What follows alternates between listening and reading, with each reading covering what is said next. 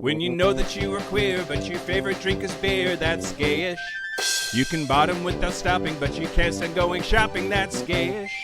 Oh, gayish, you're probably gayish. Well, life's just too short for narrow stereotypes, so it's gayish. We're also gayish. It's Gayish with Mike and Kyle. Hello, everyone in the podcast universe. This is Gayish. The podcast that tickles your taint. Well, depends on where you put the headphones. Depends on and the size of the headphones that you have. That was from Brandon. Thanks, Brandon. Thanks, Brandon. Yeah. I'm Mike Johnson. I'm Kyle Getz. We're here to bridge the gap between sexuality and actuality. Today, we're going to talk about gin. We're going to talk about... Okay. We're going to talk about... Calm down, bitch. Which is better, gin or sobriety? Oh. Yeah, see? Boy, that's a rough question. I'm here for the roughest questions, Kyle. That hurt me. Wow, what a good podcasting question. What a good thought starter. Great, excellent. But first, don't think yet. Okay. I wish everyone said that to me always.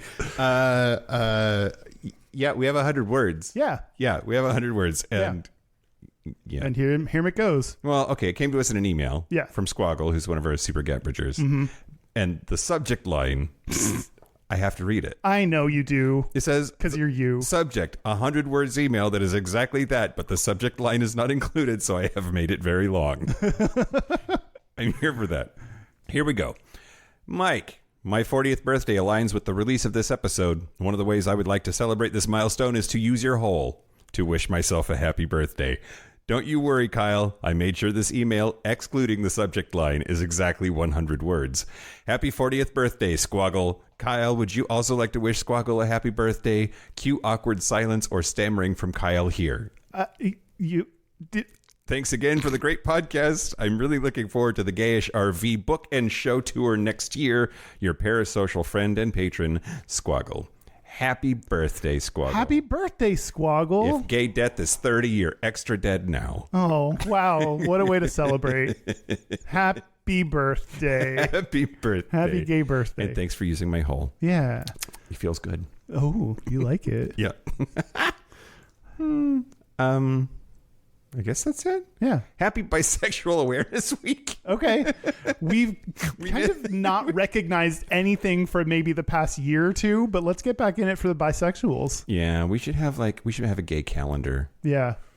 But only the important ones, because there's gay events that happen every other day. So we need to find what are the big ones that we really need to care about. And I think Bisexual Awareness Week is one of the big ones that we should care about. I mean, I guess they are one of the letters. They are one of the letters. Without them, they're just LGT. I took my pills today. I promise I took my pills today. I keep telling you, don't take your pills before we record. It's better? Yeah. Okay, great. And now, the news. Wow. Shut your mouth hole. It's time for your ear holes. News. News the first. Great. This is similar to a story that we heard from some other state that's terrible. But a federal judge in Indiana has granted a preliminary injunction requiring the Indiana Department of Corrections to provide gender-affirming care for transgender inmate Autumn Cordeleone. Yay. That sounds good, right? Good. Yes. Great.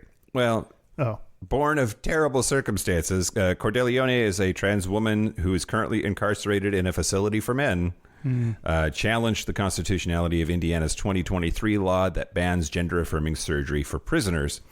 United States District Court Judge Richard L. Young ruled on Tuesday that the state's ban on gender-affirming surgery likely violates the Constitution's 8th Amendment prohibition against cruel and unusual punishment and the Equal Protection Clause of the 14th Amendment because the care is deemed necessary. Right. That's what people need to realize about trans healthcare is that it is necessary. Yeah. It is part of forming a complete healthy human person. The right has done a really good job in the shittiest fucking fucked up way possible of making it seem like it's this optional thing that they just do on a whim because they to children. To children at apparently in the gymnasium at the school. Yeah. It's often life saving. Yeah. Cordileone was diagnosed with gender dysphoria in 2020 and has faced multiple suicide attempts and incidents of self-harm due to the severity of her condition. Hormone therapy has provided some relief, but Cordileone and her doctors have argued that surgery is essential for her mental and physical well-being. This is so far just focused on her and her case, but it's likely that she is not the only person that is going through similar circumstances in the state of Indiana. Yeah. What, Mike? Well, there's this ongoing problem. Like, this poor person is the intersection of two. I don't know what she's accused of. Did it even say in this article? I don't know why she's in prison, but I don't care. Right. There is this like thing that apparently it's okay to think that prisoners deserve less or are less than human, like don't care about their rights or their experience or their needs. Like it's just really, I think it's shitty. Perhaps she's guilty of something heinous and deserves to be in there, but that doesn't mean that she deserves to be treated any less than a human. She deserves care, especially medical care. Yeah. And anyway. Yeah, totally agree.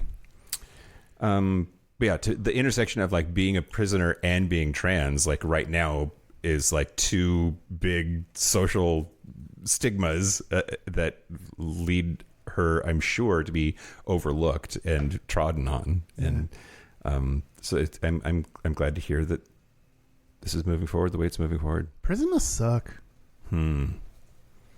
Yeah.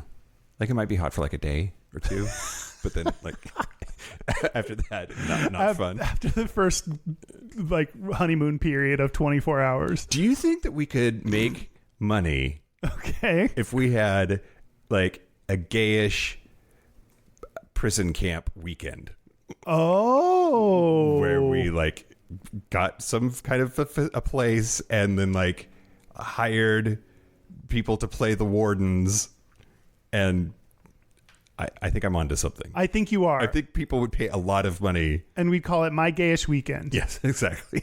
And it'd be a weekend affair where you could pretend to be in prison for a hot minute. Yeah, and then go back into the world. I like this. Okay, well. Stay tuned, everybody. More coming soon.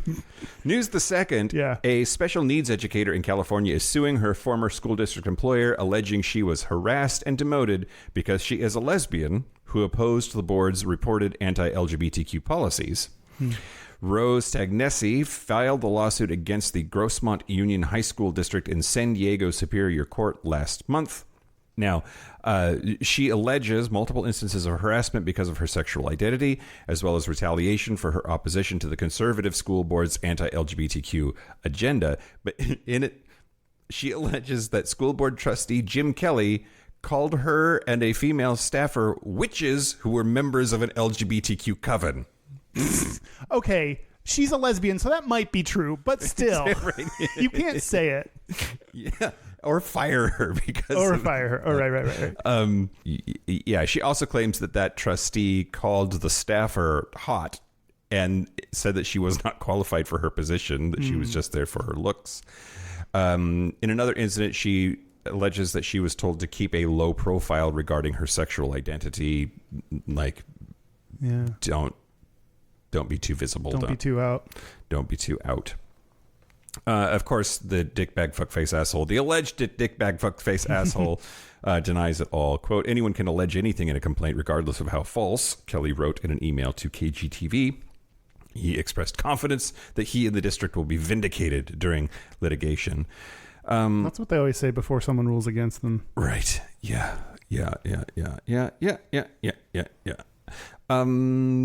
There's a very sad story about this kid who was apparently the victim of sex trafficking, who was a student at that school, and there's a bunch of like back and forth about whether she was involved as this person's teacher or like could have done more or should have done things differently. It's That's a weird wrinkle in the story.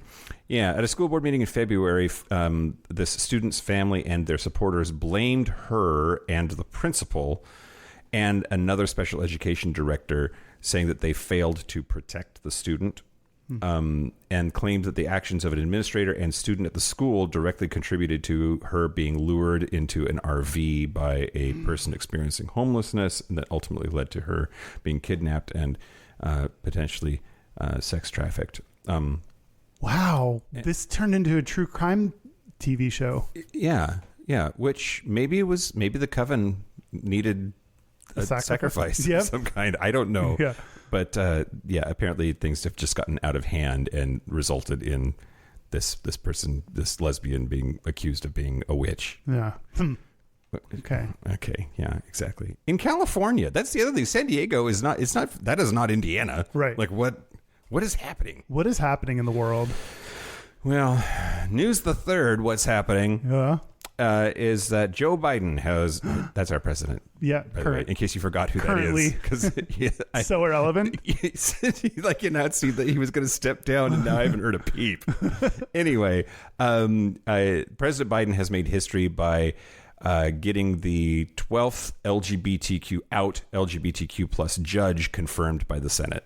Wow. Making him the president with the most such judicial nominations to be successful. So by 52-41 vote, Mary Kay Costello, a military veteran and former assistant U.S. attorney and totes lesbo, was confirmed as the district court judge in the Eastern District of Pennsylvania. But I'm frustrated. Great. Good news. Let me bring it down a little bit. It's a military veteran. Of course, like there's a certain kind of gay that they like. Oh, sure. And it's not the flamers, and it's not the like leftists, and it's not the, there's just, they always got to be veterans because to make up for their gayness. Yeah. Oh, yeah. Absolutely. And she kind of looks like Rachel Maddow, Oh, yeah. Yeah. Like not really, but she definitely looks lesbian, but like in the most acceptable form of lesbian. Yeah. But I guess you kind of have to be a judge. Anyway. Yeah, that's true. So where am I going to go with this? Oh, yeah. So the last president to hold the record was President Barack Obama, of course, who had a total of 11 confirmed out judges. Former President Clinton only had one. Hey. Which it was the 90s. Asshole. Oh, you sure? And former President Dickbag Fuckface Asshole only had two. Which I'm surprised it was that many, to be perfectly honest. Yeah, for sure. Anyway, that's the news. That's the news. Speaking of people that aren't dickbag fuckface assholes, I want to thank the following new Patreon member. Thank you to James Stewart. Jimmy Stewart. I like how you said that too. If you want to use Mike's hole, use it. Yeah, Mike likes it. Get ad-free episodes a day early. Get bonus episodes. We have 60 bonus episodes. Do we? Yeah. We have 59. I'm about to release our 60th episode, bonus episode. And so we didn't even do a special announcement or a party or anything. We'll do it for our 100th bonus episode. We'll do a party. Okay. But we got a ton of bonus content. If you want to go to patreon.com/gayish podcast. Yeah, do it. Do you want to talk about gin? All right, Kyle, let's talk about gin.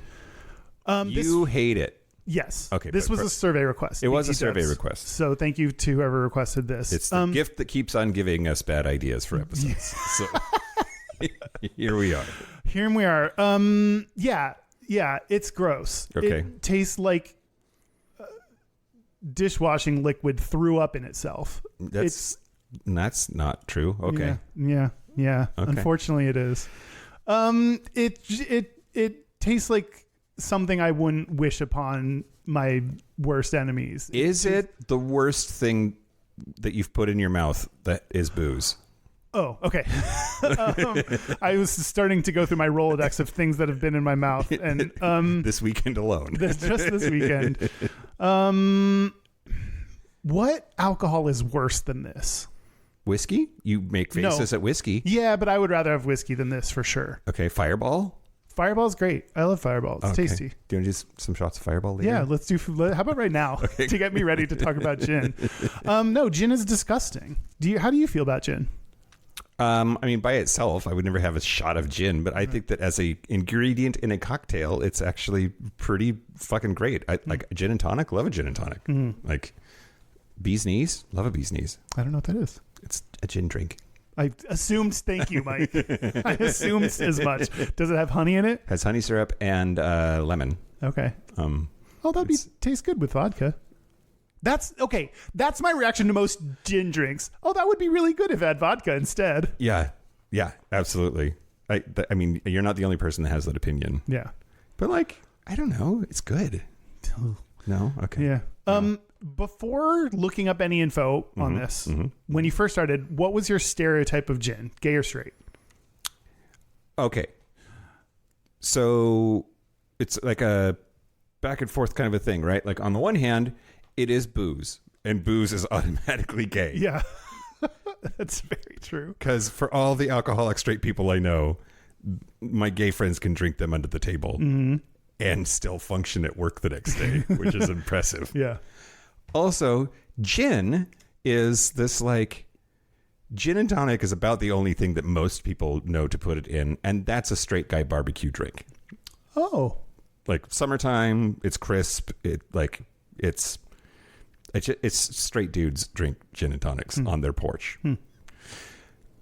Also, gin though has like a lot of like fruity ass frou-frou cocktails that come in like weird glasses that like that's top shelf faggotry right there. I want a t-shirt that says top shelf faggotry. All right. Be careful what liquor you all over it. Yeah.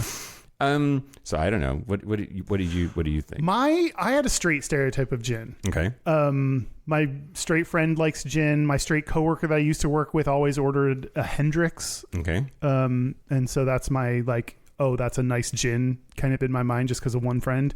I even went on a date this past week, and with Bragger. a bar. Thank you. I had to work that in somewhere with a bartender and asked him, "What's your stereotype of gin?" And he said also stereotypically straight, that straight guys tend to order it from him. And so in my mind, then anytime we talk about something that in my mind is stereotypically straight, it also is a masked lesbian thing. So I just thought maybe it might be like a lesbian stereotype as well. Okay. So that was what I thought about this going into it. Okay. Do you have gayta on that? I have some gayta. I'll tell you whether that's true or not. Well, first, per usual, we're going to do the history of gin. Okay. Do you know how gin is made, Kyle? Like, what makes a gin a gin? I don't know. Botanicals and floor cleaner.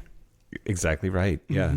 Pour some bleach into a field of flowers and then spit it up. I don't know. Yeah, it has. Yes. There are legal definitions of gin depending on the jurisdiction, but for the most part, gin is just a spirit, so that higher than 40% alcohol by volume, 80 proof or more, that is flavored by juniper berries, which, if you've ever seen a juniper bush, it's basically like a pine tree that didn't make it. Like it's a shrub that wants to be a tree someday, maybe. No, but it has little berries on it, and you can use those to make gin, or at least to flavor gin. So a lot of people will say that they think that gin tastes like a pine tree, and they're not totally off base by saying that. Oh, okay. That's where I'm getting the cleaner solution from. Yeah, it's like pine sol. If you like, there's a hint of pine sol in this. That's probably why. Okay, that makes sense. Now, gin is, depending on who you ask, because these things can be pretty difficult to pin down sometimes, gin might be older than vodka. Wow. So the earliest known reference to gin is it's called Genever, and it appears in the 13th century Encyclopedia der Naturenblume. Sure. And it was made by monks, which that's not gay.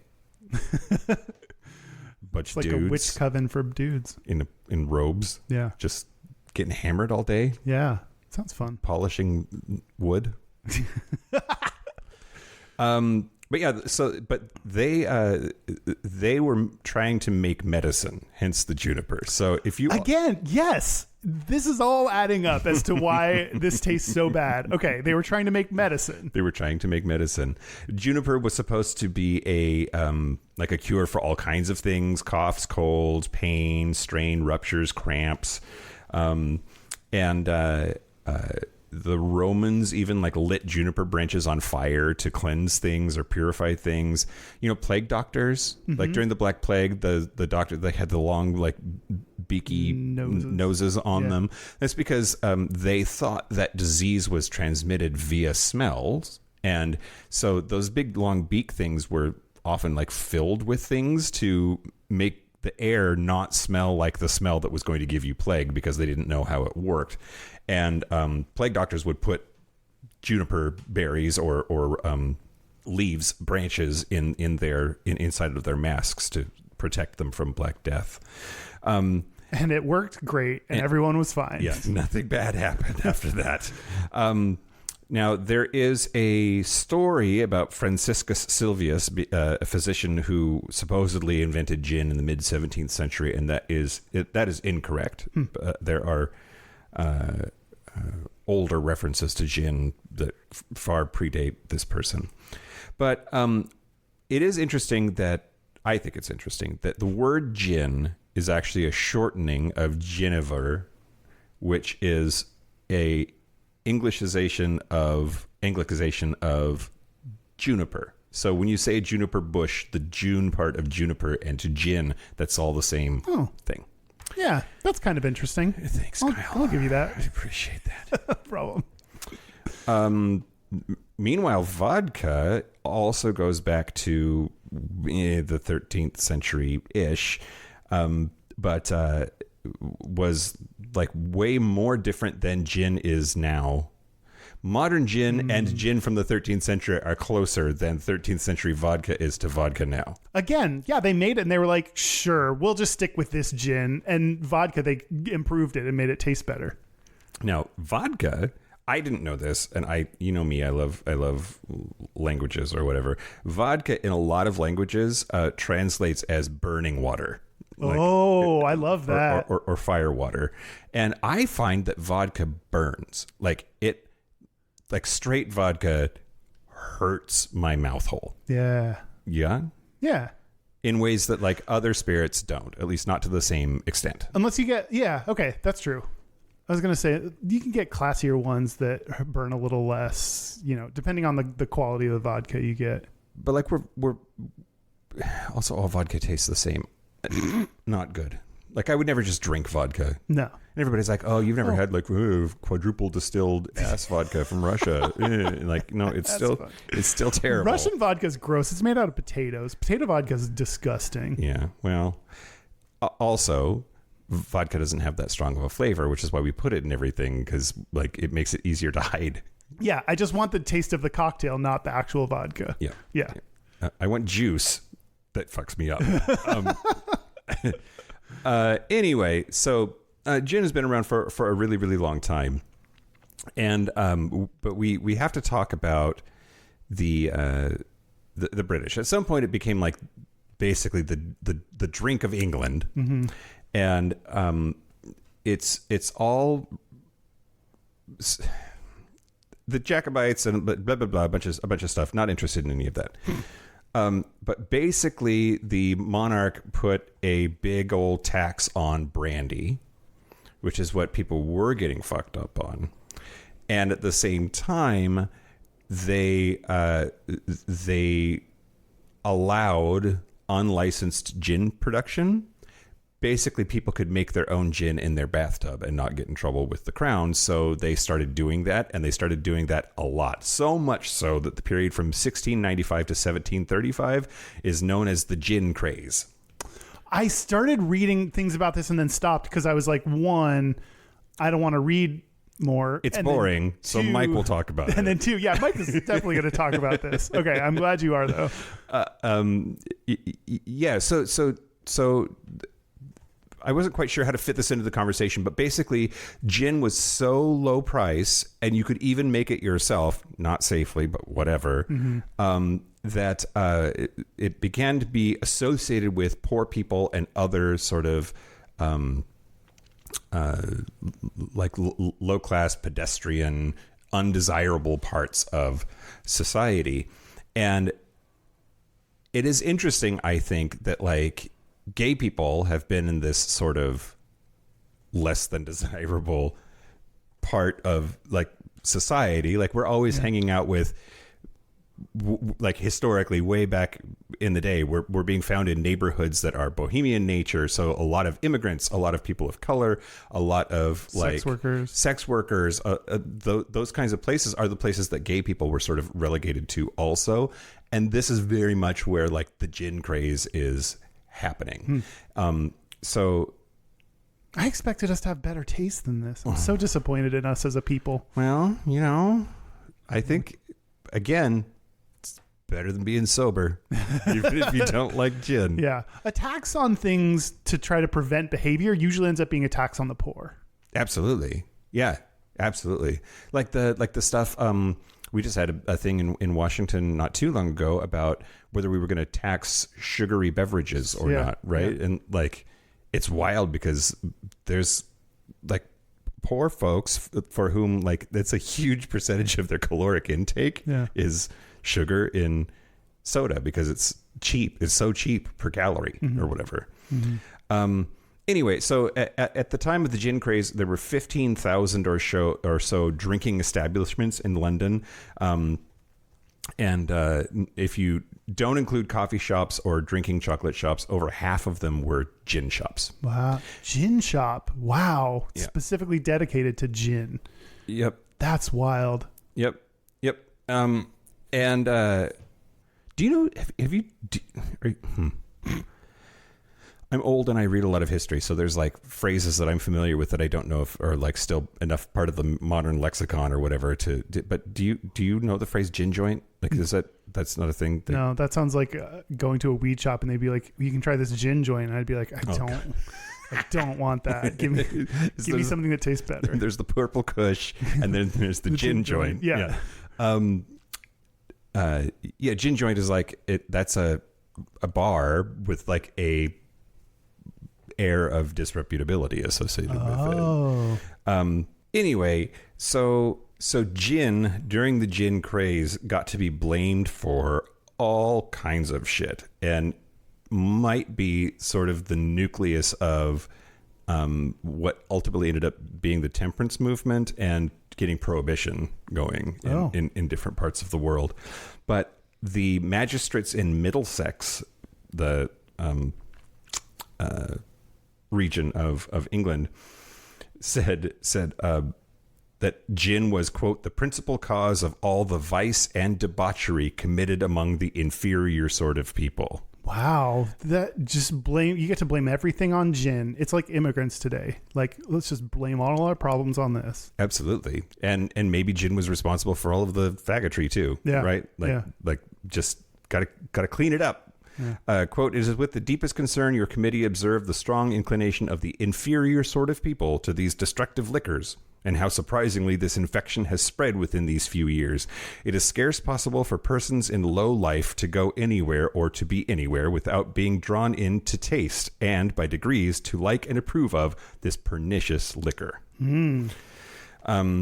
A bunch of laws are passed that made gin more expensive and get taxed. Some of those caused riots. People were rioting in the streets because they're like, you can't take my gin away. Not my gin. Yeah, stay away from the gin, man. Yeah.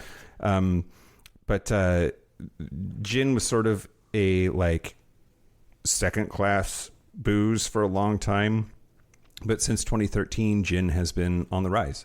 And some of it's because gin now is not just gin, but has a whole bunch of like different flavors. And there's like fruit flavored gins that you can find, and gin based liqueurs that are like slow gin, that kind of stuff that really is getting popular again. So the other thing that I wanted to talk about before I get out of the history part and let you talk about gayta is that gin is probably where we get the phrase liquid courage, Oh, interesting. which Lord knows I need that when I talk to go-go boys. I need that when I exist. Right. But yeah, liquid courage. So because gin came from Jennifer, which is Genever, which is a Dutch invention. The Dutch invented it. There's this story that's probably true that English soldiers fighting in the Anglo-Dutch wars started talking about Dutch courage, and Dutch courage was this like ability of Dutch soldiers to like kick ass, and it started to be ascribed to them getting a little liquored up before battle, and what they were drinking was gin. So anyway, yeah. So when you say liquid courage, when you like, you know, tip back a couple because you're about to go do something that's nerve-wracking to you, that whole concept came from gin. Interesting. Yeah. Well, thanks, Mike. Sure. I can't find anything gay about it except that like gays lived in these shitty neighborhoods where everybody was drinking gin. Apparently, That seems pretty gay. Okay. The whole like undesirables drinking gin seems like it's a gay part of the history. yeah. I wrote this quote about the history from cocktail consultant T. Fogner. Okay. Gin's history is complicated and dramatic and involves alchemists, in other words, gay. So they thought that gin's history was pretty gay. Okay. I was reading a thing about why different spirits were gay. Let's talk about the gayta. Let's talk about the gayta. The gays agree with you. I'm wrong. Case closed. Not necessarily. Okay. Let's dig in together and find out. Let's do it. I keep referencing this same thing. It is United States Preferred Alcoholic Drinks, published in 2011 by Sexual Orientation. It's what I always go to when we talk about alcohol, and it won't show me the source unless I pay money to them. Yeah. So Do you go there for ideas? no. Eventually we'll knock everything on their survey down. But so it has people's preferences of drink by orientation, and you can select multiple drinks. Like Okay. the numbers add up to more than 100%. So you can select multiple preferred drinks. Okay. So for gin, straight men that prefer it, 13%. Okay. Seems insulting. Low, yeah. Gay men, 24%. Yeah. Drink that, gays. Okay. Is it just because the gays, when they take the survey, they just like check them all? They're like, yes. I'll tell you more about how it stacks up for gay men. Okay, great. But gay men, yeah, straight men 13, gay men 24. So we are 11 percentage points more likely to drink gin. Great. Straight women, 9%. Okay. That, at least in the straight world, is maybe closer than I thought it was going to be. Like, I think of it as a dude drink, but apparently not. Yeah, same. And then lesbians, 12%.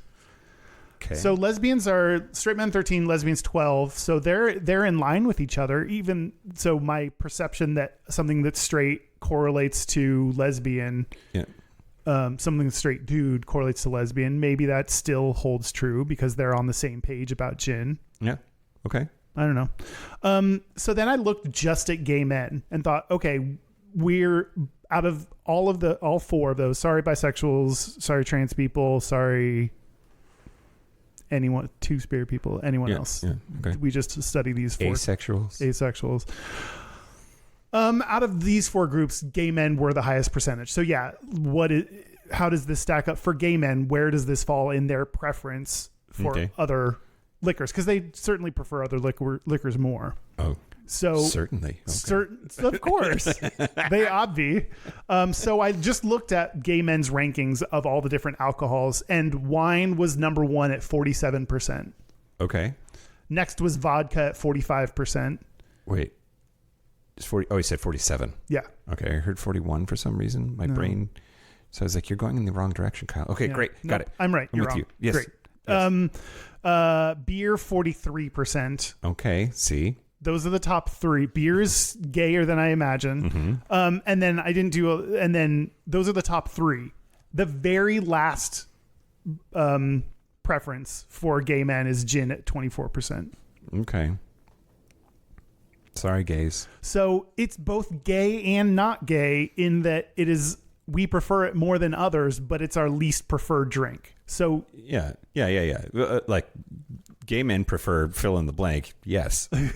Right. So I did the same thing for lesbians, and their top three were beer at 59%, wine at 51%, vodka at 44%, and then very last was gin at 12%. Okay. Wow. So another place where it's last for the gays.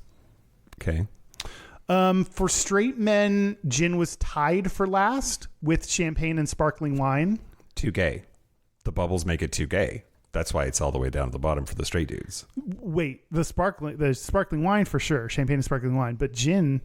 Yeah, no. Sorry, I wasn't explaining the gin. Okay, great. It tastes gross. People don't like it. That's fine. No, I just was like, why champagne? And The bubbles are gay. The bubbles are gay. Oh, for sure. And then straight women, gin was second to last at 9%. The last one for straight women is whiskey. So they take that whiskey, you motherfucker. So even gin is just not preferred in the U.S. is the summary. Yeah. How about in the UK? Do you have any of that? Oh, Well, let me look through my data. I don't know, Kyle. No, You've got like a fucking stack. You look like Walter Cronkite over there with like. And now the news. Isn't that what he says? Oh, I thought you were going to play the news theme song again. Maybe I did. No, I don't have UK data because the US is the only thing that matters. Okay, sure. Yeah, great. Hey, international listeners. Mike talked about the UK a bunch. Yeah. You're represented. Yeah. Hey, Australia. It's funny when they were trying to get the gin craze to end because it was like a lot. They started doing this campaign to make beer sound like it's what you should be drinking if you're like a reasonable, healthy person. Tried to sell you on the health benefits of beer. Yeah, or at least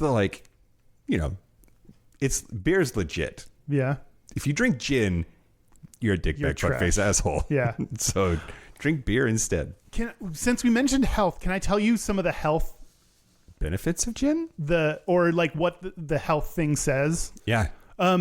It has less sugar and fewer calories than some other liquors. Okay. So I wonder if that's why gays might prefer it more than others, is because we care about that. I mean, that's why vodka soda is like gay water or whatever. Yeah, for sure. Some online articles have championed the benefits of drinking gin because of the properties of juniper berries. But no evidence suggests juniper's antioxidants survive the fermentation process. Yeah. So when used as a control in a study on red wine, gin showed no special antioxidant properties. Sure. So if you're reading an article that says otherwise, it's probably something that was written by someone who has no idea what they were talking about and was paid $200 to write an article. Yeah. But don't let whatever your grandma said get in the way of the truth. Right? Yeah, for sure. And then compared to beer and wine, gin has a low number of polyphenols. Polyphenols. Yeah. Polyphenols, which are plant nutrients with antioxidant properties. So these are partly responsible for the health benefits of alcohol. Red wine has a lot of them. So rather than drinking gin and tonic, it suggests drink red wine. Sure. Okay. So the gays agree. That was like, yeah. Oh, for sure. We're definitely on board with that. Wine is our number one drink. Mm-hmm. Yeah. Mm-hmm. Well, okay. I looked all over the place today, or tried to, for queer themed cocktails, or gay themed cocktails, especially those that were made out of gin, and it was hard to find them. There were very, very few. Like everything else is like a go-to, but gin, it just wasn't in the mix. And I wonder if that's because even the internet knows that the gays don't like gin. So this was starting to make me think that the bias that gin is for straight people might be accurate, because looking for like rainbow themed, pride themed, queer themed cocktails, like almost none of them had gin in them. Interesting. But I did find one exception. So I found this article on spoonuniversity.com. Sure. 8 cocktail recipes for each color of the pride flag. And so you could have look at those cocktails. Look how rainbowy they are. Oh yeah, they Isn't make that- a rainbow. isn't That's adorable. Isn't that adorable? Sounds like a lot of work. So pink is sexuality, and the recipe is a strawberry cream, which that's a vodka drink. I'll come back to red. Orange is a passion fruit Mai Tai, which Mai Tai is primarily a rum drink. Yellow is a spicy pineapple margarita, and a margarita is primarily a tequila drink.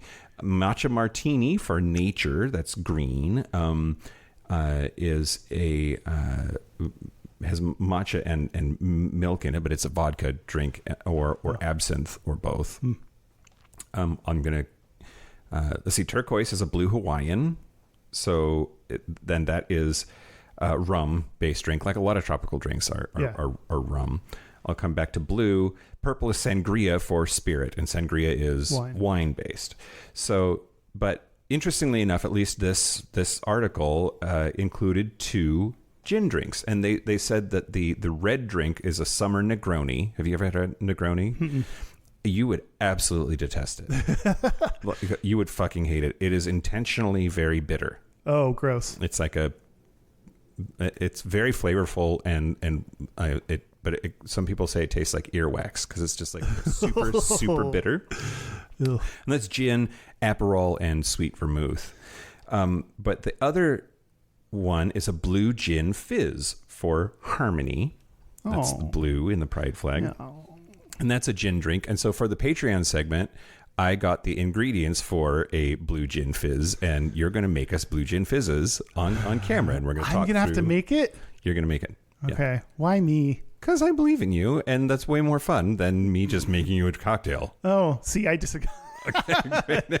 Yes, I will put my drinking hands on and do my best. But while we're on the topic of queer gin or queer gin cocktails, there's also a list on BottleRaiders.com of 6 LGBTQ plus owned gin brands. Okay, if you want to drink gin and support gay people at the same time, there's a few ways to do it. Yeah. Should we have? I always get stuck on if this is good or bad. What? Having like gay themed drinks. Does this? I mean, like it reinforces stereotypes, right? Like or do you mean us, you and I, gayish? Oh no. I'm more thinking we're it's a like net the corporate for the universe. I think. I don't know if that's true. That's very optimistic of you, Mike. Thank you. It's just this corporatization of pride that, like, how much does it actually benefit LGBT people? And you're right. Does it promote our like drinking and feeling like you're actually supporting something through drinking and make you feel better about what could potentially be a dangerous habit? Like, I don't know. I'm with you. I'm totally with you. You know, shopping for a house, I'm not proud of the fact that like pretty high up on my list, higher than I thought, is like the ability to walk to a gay bar. And so like that feels more about like community. And I know, but all of our community is built around getting fucking wasted. Yeah. Like that's not great. No. We need more gay churches, Kyle. No, we don't. See, that's the thing. I agree with you because there's also the potential of like, okay, so throw a rainbow flag on a bottle of Absolute. It's a multi-billion-dollar mega corporation. Is that good for us to go buy gay-ass rainbow vodka from them? Yeah. I don't know. I don't think that's what's happening with this list, but I'm with you. I think it's worth sort of considering. Yeah. Everybody needs to sort of like raise their awareness about where does their money go and what does it say about the universe and is that what they want to support or whatever. Yeah, for sure. Future Gin is the first one, and Future Gin is small and it is owned by women and queers. Oh, it's the creation of Amy Atwood, Mary Bartlett, Freya Estrella, and Natasha Case, and it is in it's California based, and they have a bunch of different flavors of booze, but Future Gin is one of their options, and every year they give 10% of their sales to social justice causes that they care about, and that includes a number of LGBTQ nonprofits. Okay. Number 2 is the Spirit of Stonewall Gin. I wrote this one down. I came across this one.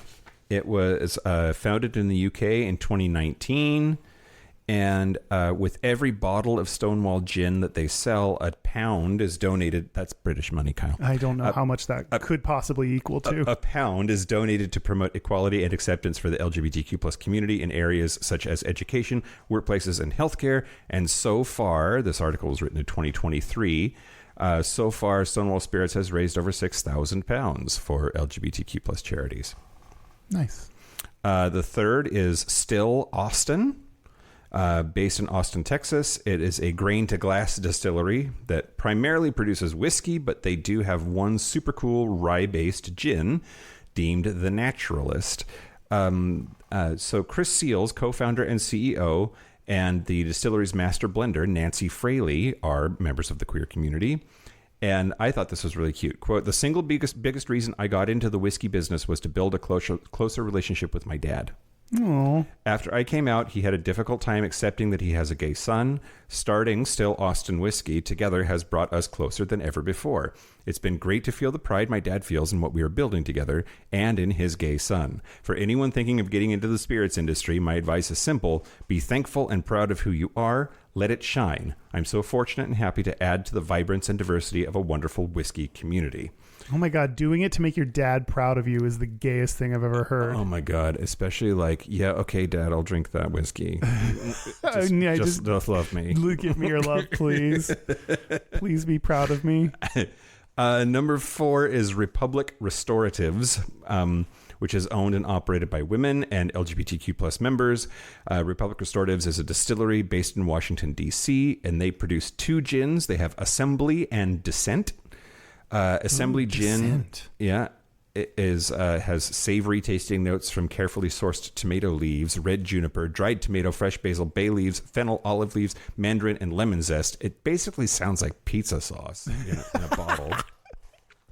And Descent Gin includes pepper, allspice, ginger, and hickory smoke to create a pastrami spiced profile that pays homage to New York City's famous Jewish deli, Russ and Daughters.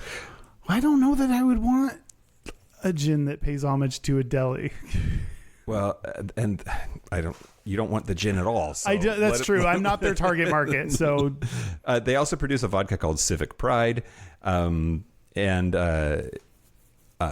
so they also have donated some of their sales to the National Center for Transgender Equality.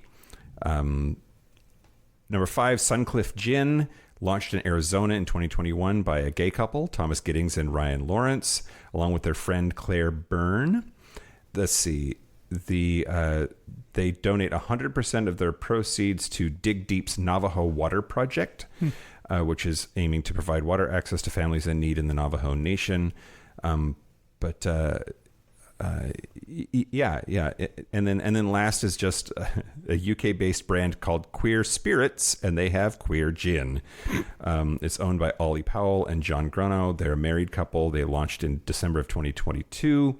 And for every product Queer Spirits sells, a pound is donated to the Kaleidoscope Trust, which is a UK-based charity dedicated to advocating for the rights of LGBTQ plus individuals globally. So now Derek has to go and look up 6 different places where gin is made and put them on our social media so that you can support them. Oh yeah, a gin guide, the Gayish gin guide, which will be delightfully copied directly from this article. Right.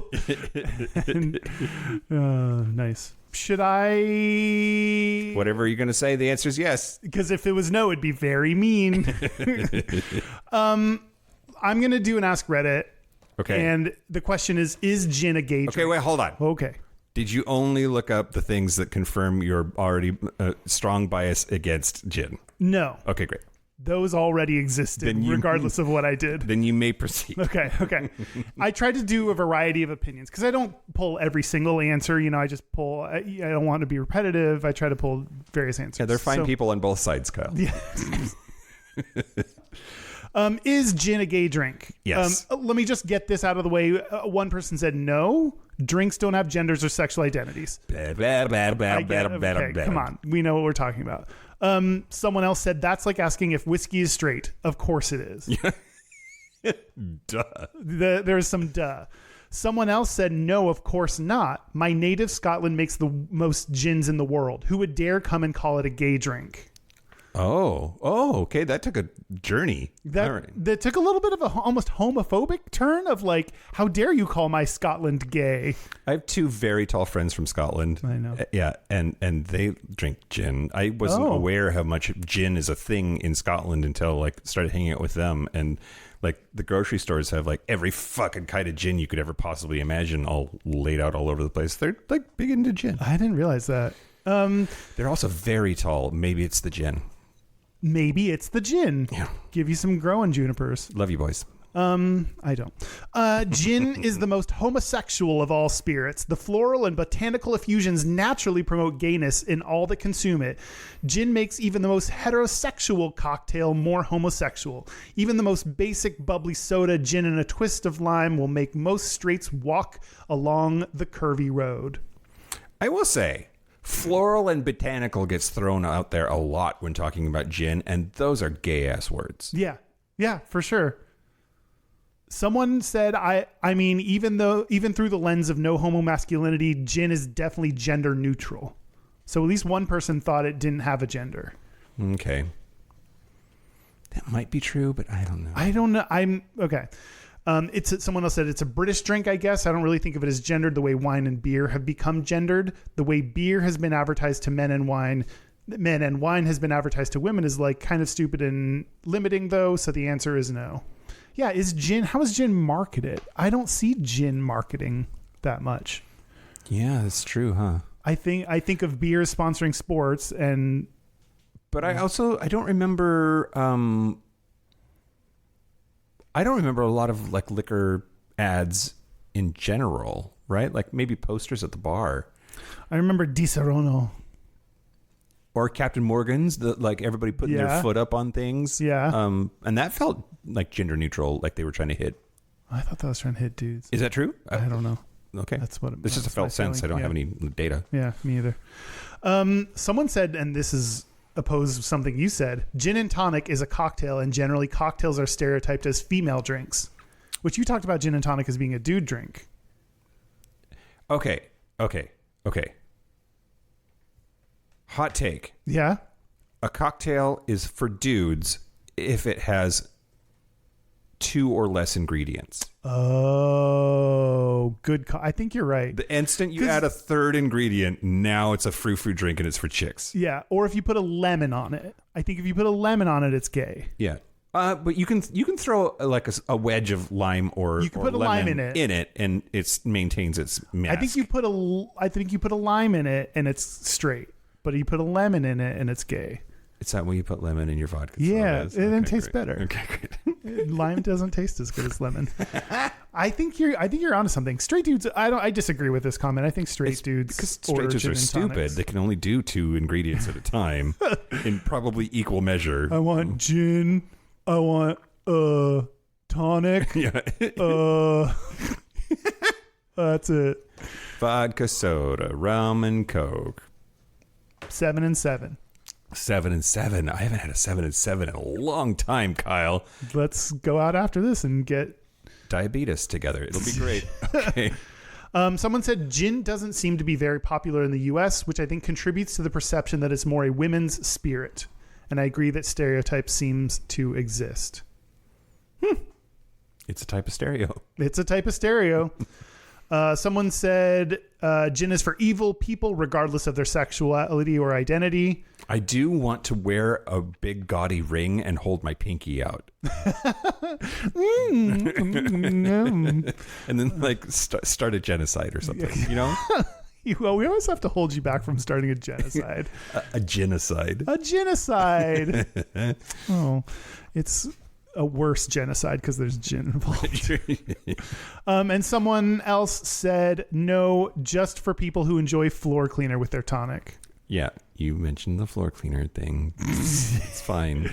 On a different Reddit thread that I didn't pick, someone said, if you drink it with juice, I assume you're laid back with your mind on your money and your money on your mind. Absolutely. So there you go. I do think gin and juice is good. I don't think I've ever had a gin and juice. Really? Yeah. We can fix that. We can fix that. And then I'll drink one drink and then give it to you to finish. Sure. because I won't want it. Sure. Okay, perfect. I'm hopeful that this cocktail I'm going to make me is one that you will also enjoy. Okay. Plus, I'll put my own hard sweat and tears, so I'll have to like it a little bit better than the average. Yeah. Yeah. I don't know. We'll see. Okay. Okay. What is do you have more?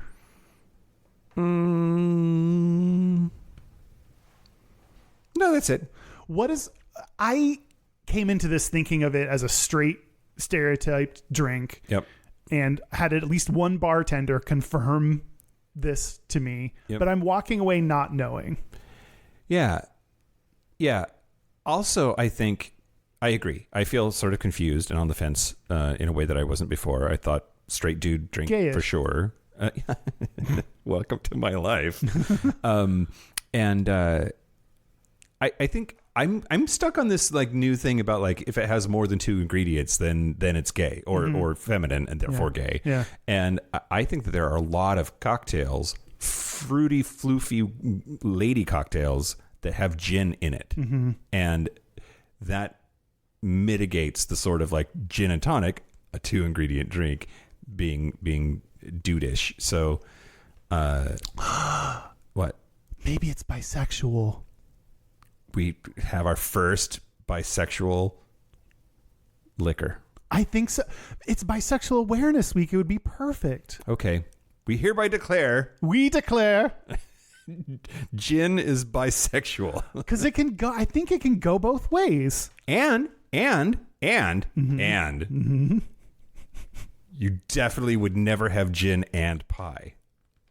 Obviously, you would never have both. Yes, this is the truth. Okay. This is correct. Okay. I think it's bisexual. It's bisexual. Yeah. You heard it here first. Yeah. And also not preferred in the U.S. No. Oh. Sorry. Or in studies. Or in data. The U.S. data. Yeah, for sure.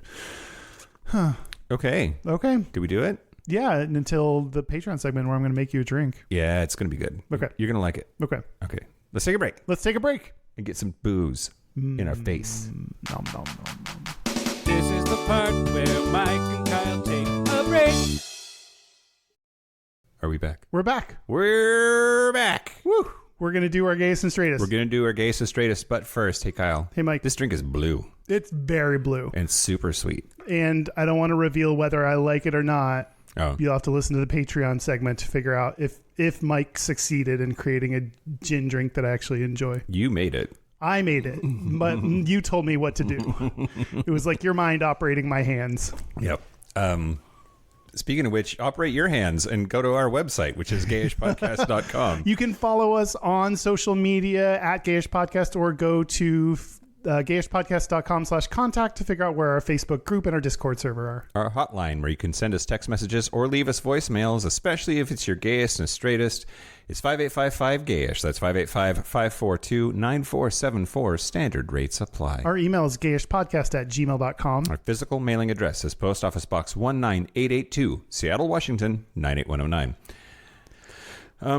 Yeah, hey, do the 4 R's, everybody. Yeah, do the 4 R's. If you like this episode, then recommend it to a friend, maybe a friend who thinks gin is gay or straight, or you can start a conversation with your friend group about what the stereotype of gin is. And we would very much like to know what your favorite gin recipe is. So do the 5 R's. Rate, review, subscribe, recommend, and recipe. Recipe, the verb. Recipe us. Yeah. It really helps us if you rate us. If you've been listening to us all this time and haven't rated us, I know you're out there, because I've done that to podcasts too, and eventually they guilt me into it, and I'm trying to do that to you now. It helps us get visibility within the podcast apps if you rate us. So if you like us, please do that. It takes only a couple minutes. Yeah, do it. Do it. Ready for a Gayest and Straightest? Yeah, let's do it. I'm happy to go first. Okay. I feel like you've gone first a lot lately. Oh, okay. I've been topping you. Yeah, I guess so. Well, that's not true. We've never fucked up our own Gayest and Straightest, but Oh my God. what? I wrote down 3 straightists Oh, and accidentally put gayest next to one of them, and it's not. Okay, so the straightest thing about me this week, we were in Jacksonville, Florida for a wedding this weekend, and You and your boyfriend, not me. Yeah, right. Yes, correct. And I bought straight porn from a vending machine. What? Yeah. They had a vending machine that like had these little like funny, fun adult theme pack things, like a first date kit and a like one of them was porn and chicken, and I bought a porn and chicken pack From a vending... Wait, even weirder, you bought chicken from a vending machine? Well, it was a rubber chicken. Oh. It was like a Ziploc sealed bag thing that inside was porn and a little rubber chicken. Okay. Why? I don't know. I thought it was hilarious. It is very funny, and I don't get it. And then there was a video game where you would put your money in, and a punching bag would come down, and you would punch the bag, and whoever got the strongest punch would win. Like, that's very straight. Oh my God, the straightest straight bro thing ever. I suppose the gayest thing about me this week is that the first time I went up to punch it, I missed the bag. I barely brushed it, and it like gave me like a negative score. Oh no, Mike! Not a negative score, but it was like a 40 or something out of 1,000. Yeah. Then later, I actually punched it and got like 6 something, which good was for you. Not great, but better. Better than missing. And then the other thing that is not my gayest of the week, but that's what I wrote down in my notes, was pricing out automatic garage door openers. Oh. Maybe because I'm too prissy to get out and open it myself. Oh, for sure. You gotta go automatic. Yeah. All right. How about you? My gayest is I have a friend, Carly, who gave me some pumpkin spice. And so I put pumpkin spice in my coffee this week, thanks to her. So having pumpkin spice coffee. That's lovely. Like a syrup or like... Yeah, like a syrup thing. Okay, cool. Yeah. Yeah, it was delicious. Thanks, Carly. Excellent. I think she listens to us at 2x speed. So thank you, Carly. There, I sounded normal.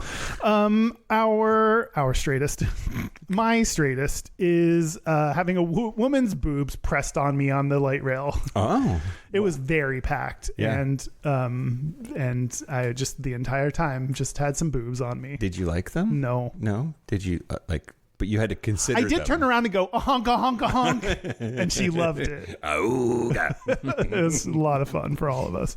No, I just stood there and dealt with it, and she couldn't do anything. It wasn't her fault. It was just so full. She had to press up against me. Yep. Yeah.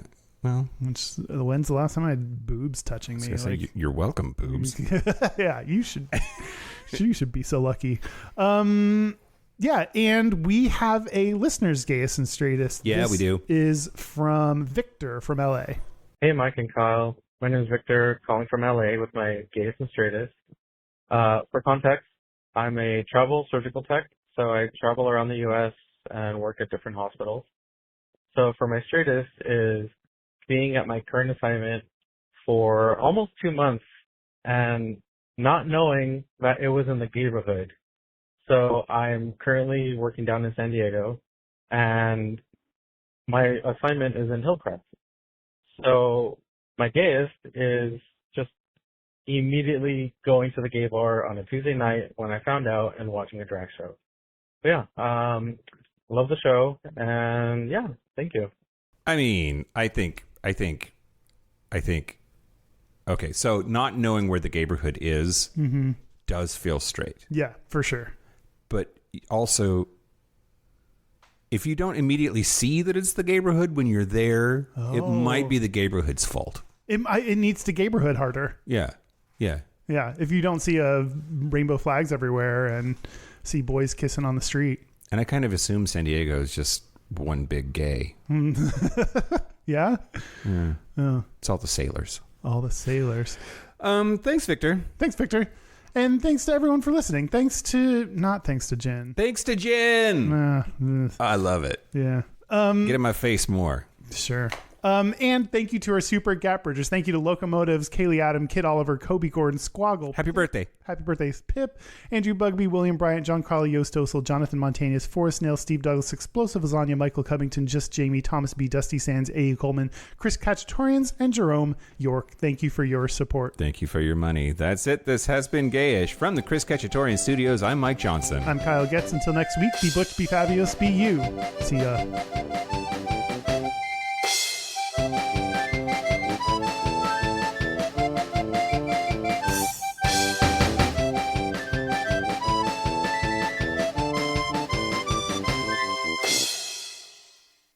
We didn't even talk about gin blossoms, Kyle. We didn't even talk about Blossom. Joey was hot.